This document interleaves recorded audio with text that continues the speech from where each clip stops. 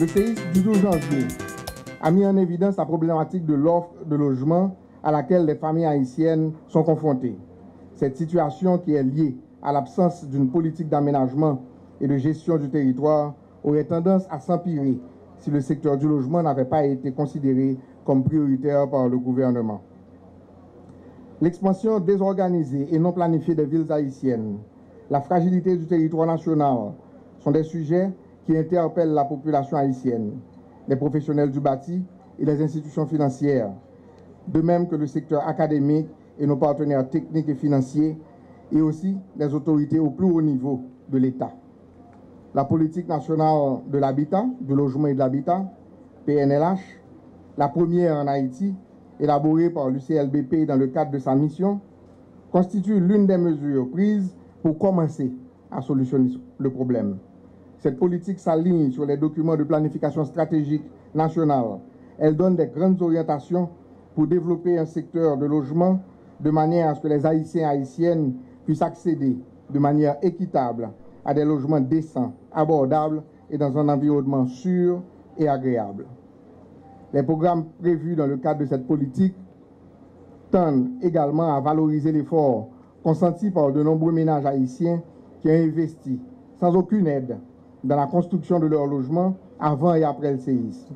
Il s'agit d'un potentiel de production de logements que nous ne pouvons pas nier et que nous devons appuyer, encadrer et diriger pour développer un habitat plus sûr dans nos villes. La PNLH prône une approche urbaine intégrée, c'est-à-dire que le logement est vu comme une des composantes de l'habitat sans pour autant occulter le développement d'autres composantes, telles que les services de base, les places publiques, la voirie, l'assainissement et le transport. L'État ne construira pas elle-même les logements.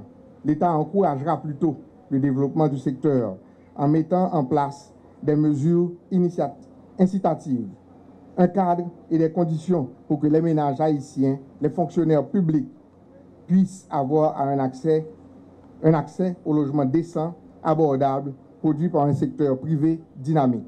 Ce jeu d'échelle temporelle et spatiale embrasse aussi bien l'urgence à court terme, comme par exemple la gestion des camps et de leur transition, que la vision à long terme dans la consolidation d'outils opérationnels pour gérer le territoire de manière pérenne, équilibrée et harmonieuse.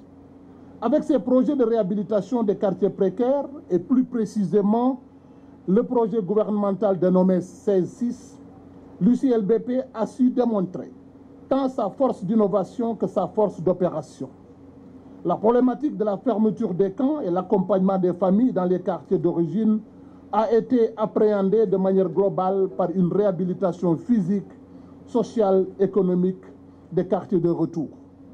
Hier, à ma descente d'avion, à 13 h, mon équipe a eu l'amabilité de m'amener visiter quelques camps, dans quelques lieux, notamment dans la commune de Croix-des-Bouquets. J'ai visité la zone de Cana. J'ai vu des populations haïtiennes déterminées à avoir un habitat décent par elles-mêmes. Nous devons les accompagner. Il est de notre responsabilité aussi d'éviter à ce que l'habitat informel se reconstitue. Quand on lutte contre les bidonvilles, quand on lutte contre ce que nous avons appelé les effets du 12 janvier, nous devons aussi prévenir que ceci se recommence.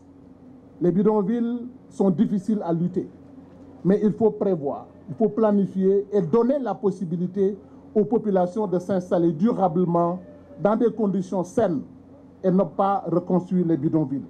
Donc le renforcement de la maîtrise d'ouvrage public constitue une des pierres angulaires de cette politique. Le leadership de l'État haïtien au niveau de l'administration centrale et locale en est la clé.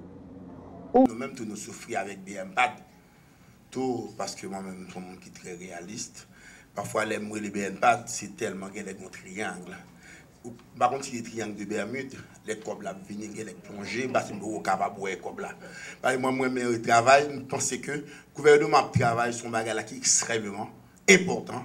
C'est-à-dire si que comme fait l'État ici qui contrôle qui va permettre que nous-mêmes les travail pour nous aller plus vite parce que nous pas de contrôle au niveau international là de quoi c'est l'État central et nous l'État central pression.